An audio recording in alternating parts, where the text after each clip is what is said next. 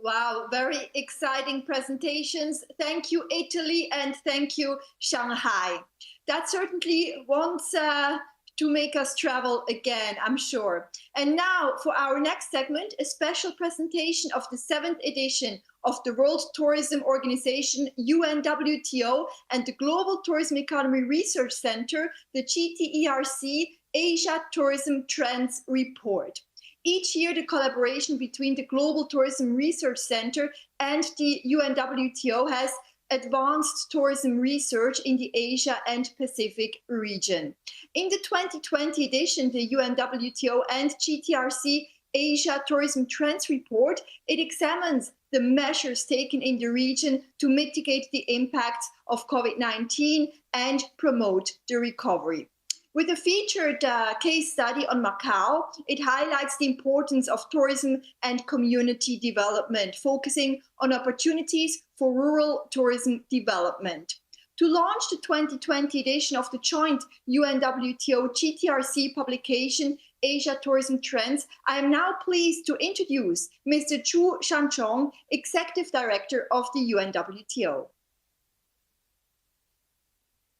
The global COVID-19 pandemic has brought humankind one of the biggest challenges we will ever have to face together in our lives. But in many ways, it has also brought us closer, forcing us to collaborate and exchange information like never before in a race to contain the spread of the virus. No doubt, the tourism sector has been the hardest hit by the restrictions on travel that have been paramount to containing the pandemic.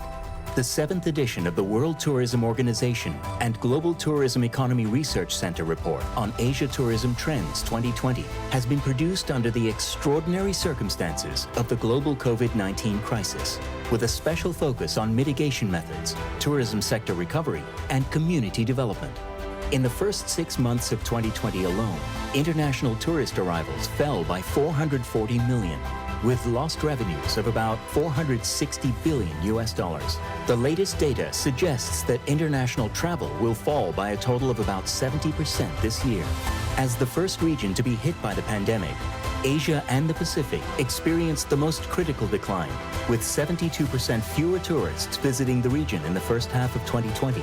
Europe recorded the second strongest decline, with negative 66%. Followed by negative 55% in the Americas and negative 57% in both Africa and the Middle East. We have learned this year that vigilance is key in containing the pandemic. And as of the 1st of September, there were 28 destinations in Asia whose borders remain closed to international travel, representing 64% of international arrivals in Asia and the Pacific. Only 13 destinations in the regions had eased restrictions by then. This vigilance has translated into several Asian countries who have successfully curbed the spread of COVID-19 within their communities, some of which are already introducing travel bubbles with partner countries. Singapore has opened up its borders to New Zealand and Brunei, allowing quarantine-free travel. Hong Kong SAR is also currently discussing travel corridors with 11 countries. In fact, in examining extended scenarios for 2021 to 2024, the data suggests a strong rebound in tourism in 2021. Should the pandemic begin to ease, traveler confidence significantly improve, and should most international travel restrictions be lifted by the middle of the year. As a welcome sign of a possible rebound in travel soon to come, China air capacity bounced back to around 90% in July this year, amidst a reduction in the spread of the virus in the community, and thanks to strong domestic tourism. Nonetheless, the return to 2019 levels of travel could take 2.5 to 4 years, exceeding the recovery periods of previous global tourism crises, which varied from 11 to 19 months. The pandemic has also triggered a severe global economic crisis, with the International Monetary Fund forecasting a global GDP decline of 4.4% in 2020. However, due to a faster than expected recovery in China, the country is the only major world economy forecasted to grow this year by 1.9%, offering a positive outlook for global recovery to follow. Under the never-before-seen circumstances of COVID-19, mitigation methods and recovery strategies must be the priority for the travel industry. As the first region to feel the impact of the global pandemic, Asia and the Pacific has played a critical role in setting an example for this, paving the way for the rest of the world. With tourism an important contributor to economic recovery, many tourism stakeholders in the region have taken action to show their support amidst this unique crisis. For example, the private sector has provided free accommodation and meals to health workers, and airlines have adapted their services to repatriate stranded travelers. This underscores the resilient and innovative nature of tourism businesses in the region. Measures to support the recovery of tourism in Asia and the Pacific are ongoing and focused mainly on supporting business liquidity and jobs, as well as helping businesses to implement new public health protocols. Further measures, such as stimulating domestic travel, represent a significant opportunity for governments and the private sector to work together and reassess their priorities in advancing sustainability. For example, connecting stimulus packages with sustainable criteria. Finally, we'll examine how a focus on bringing tourism to rural communities could represent a positive economic opportunity for tourism development and recovery. Community development through tourism in rural areas is a growing trend, which aims to advance the United Nations Sustainable Development Goals. In fact, rural tourism can be an alternative to the usual model of attracting a high volume of international tourists, which can be detrimental for the environment and well-being of rural communities. Outside of the global pandemic, tourism trends have already been shifting towards more responsible and authentic travel. Increasingly now, the COVID-19 pandemic has drawn travelers to choose experiences closer to nature, away from crowds, to avoid virus transmission. As such, rural tourism has gained more appeal and is likely to continue to increase in popularity in years to come. Community-based tourism encourages a deeper engagement with local communities, resulting in an enrichment of culture and preservation of local traditions, while ensuring a positive impact on rural development. Asia and the Pacific, in particular, could focus on developing cultural routes for community development, drawing examples from other countries like Italy, which has been heralded as a leader in theme-based tourism and thematic routes. The Silk Road, in particular, as well as the Tea Horse route and the Buddhist circuits, provide ample opportunities for rural tourism in the region. A global pandemic requires a concerted effort by people from the four corners of the world, working together in partnership to prevent the spread of the virus. COVID-19 has put humankind's resilience and collaborative spirit to the test. While efforts to rebuild the tourism sector are ongoing, we must view this as an opportunity to advance sustainability and re-emphasize tourism's ability to contribute to the Sustainable Development Goals of the United Nations. We must not forget that tourism has a significant impact on communities and industries around the world. Its far reach and universal appeal make it a critical component for global economic recovery.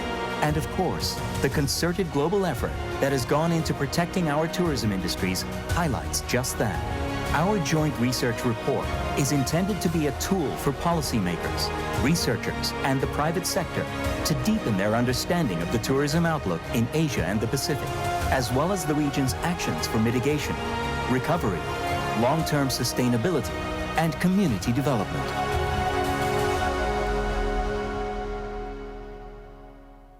Dear Pansy, Vice Chairman and Secretary General, Global Tourism Economy Forum, Excellencies, delegates, ladies and gentlemen, on behalf of the World Tourism Organization, I wish to express my sincere appreciations for this opportunity to address such a distinguished gathering at the Global Tourism Economy Forum. The Global Tourism Economy Forum has become one of the leading tourism events in the global tourism calendar. Although this year we are unable to gather and celebrate it personally due to the current pandemic, UNWTO is deeply privileged to have been associated with the Global Tourism Economy Forum since its inception. We are particularly proud of our collaborative research effort between UNWTO and the Global Tourism Economy Research Center to provide the annual tourism market analysis of Asia since 2014. And today, I'm very excited to present you the 7th edition of the UNWTO GTERC Asia Tourism Trends Report. Ladies and gentlemen, the current pandemic has brought us the biggest challenge of our lives.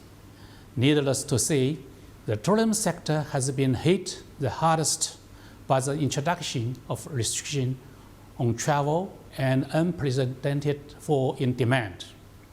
Under those circumstances, mitigation measures and recovery strategies must be the priority.